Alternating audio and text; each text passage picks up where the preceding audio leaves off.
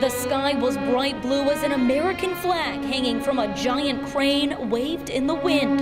The line of people paying respects stretched for a half-mile before the ceremony. Security was heavy, including metal detectors and bomb-sniffing dogs. Detail! Order! Arms! While an orchestra played America the Beautiful, thousands of police officers from around the country, students and faculty filed into Briggs Field on the MIT campus. They were there to honor Officer Sean Collier, gunned down Thursday night by two brothers suspected in the Boston Marathon bombing. Among the many dignitaries were Vice President Joe Biden and singer James Taylor. Like summer dew. Collier's brother told the crowd he had always wanted to be more like Sean. Comfort someone when they're having a bad day. Offer some of your time to help someone out.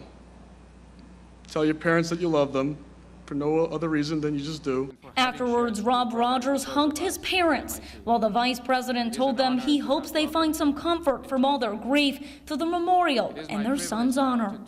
We are grieving, but we are not bending. We will not yield to fear. 36 members of the Rhode Island State Police also attended the service. They were there to honor Collier because he was killed doing what officers do every day, responding to calls for service. Every police officer getting killed is sad, but it's a message that we're putting out to the community that we support our own brothers, no matter what organization they work for, what color their skin is, what their uniform looks like. We're one united organization across the country. Those state troopers just got back here around 4 o'clock. They made a day of it, and a lot of them had the day off today. Some of them working last night, but they say it was just so important for them to be in Cambridge today to support that MIT officer. In Situate, Andrew Maduris, ABC 6 News. Poor weather conditions made this intense blaze on Plymouth Avenue hard to handle for Fall River firefighters. The wind and the cold really made this one a difficult fire. Several times it looked as though firefighters had the flames beat, only to have them come roaring back. It even happened when crews were inside the 3-story apartment building, trying to make sure no one was left inside. Crews made it up to the 2nd and 3rd floors, conducting a search.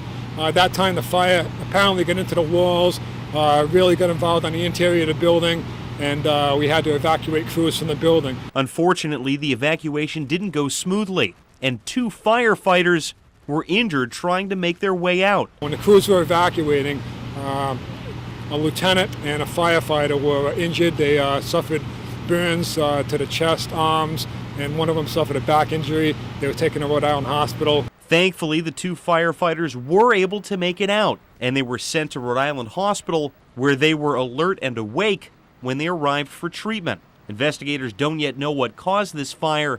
3 families are now without a home because of the blaze. Reporting from Fall River, I'm James Swersben, ABC 6 News.